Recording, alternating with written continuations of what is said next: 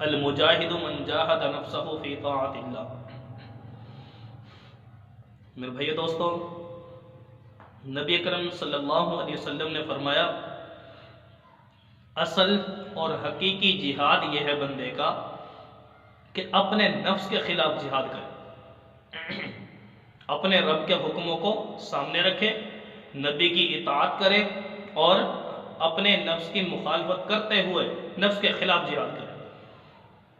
نفس کے خلاف جہاد کیا ہے؟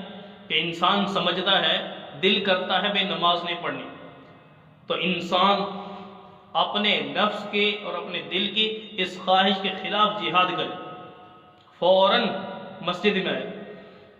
دل کرتا ہے چوری کرے، نفس کے خلاف جہاد یہ ہے کہ چوری نہ کرے۔ دل کرتا ہے شراب پیے، نفس کے خلاف جہاد یہ ہے کہ اپنے رب کے حکم کو مان کر، ٹھیک ہے، شراب سے بچتے ہوئے، جہنم کا خوف اور ڈر دل میں بٹھاتے ہوئے اس کے خلاف اٹھ کھڑا ہو۔ یہ ہے اصل جہاد۔ تو گویا یہی حقیقی جہاد ہے۔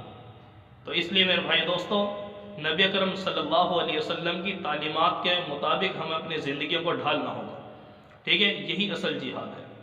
اور اگر جہاد کے اندر یہ چیزیں گویا جو ہم نے سمجھ لیا ہے کہ جہاد تو وہ ہوتا ہے جو کفر کے خلاف ہو، ٹھیک ہے، میدان میں اترے، برسر پیکار ہو، تو میرے دوستو سمجھ لیجئے جہاد وہ بھی ہے، لیکن اصل جہاد، افضل جہاد بندے کا اپنے نفس کے خلاف۔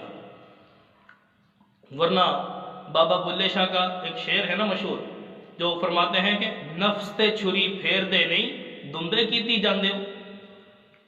یعنی اپنے نفس کے خلاف نہیں چلنا اور دمبے جانور ذبح کر رہے ہو، اس کو سمجھتے ہو کہ بھئی ہم اللہ کی اطاعت میں ہیں۔ گویا کیا فرمایا کہ نفس تے چھری پھیر دے نہیں، دمبے کیتی جان دیو، فرض بھلائی بیٹھے ہو، نفل لیتی جان دیو، اور دسو تے سہی بلے شانو ایک ہی کیتی جان دیو۔ تو میرے دوست اصل بات یہ ہے کہ نفس کے خلاف جہاد کرنا، خواہشات کو اوپر چھری چلانا، جانوروں کو ذبح کرنا نیکی نہیں ہے۔ اصل نیکی یہ ہے کہ انسان اپنے نفس کے خلاف اٹھ کھڑا ہو اور اپنے رب کے حکم کے سامنے اپنی خواہشات کو قربان کر دے، یہ اصل جہاد ہے۔ تو کل قیامت کے دن اصل جہاد یہ ہے، اس کے بارے میں سوال ہوگا، اسی پر اجر ہوگا، اسی پر جنت کے فیصلے۔ خواہشات کو قربان کرنا، دل کرتا ہے انگریز کا لباس پہننے کے لیے، نہیں پہننا، کیوں؟ میرے محبوب کو پسند نہیں۔ دل کرتا ہے اپنی شکل انگریز جیسی بنا دے، گویا نبی کی سنت کو ذبح کر دے۔ نفس کے خلاف جہاد کرنا ہے، یعنی اپنے محبوب کی اطاعت کرنی ہے۔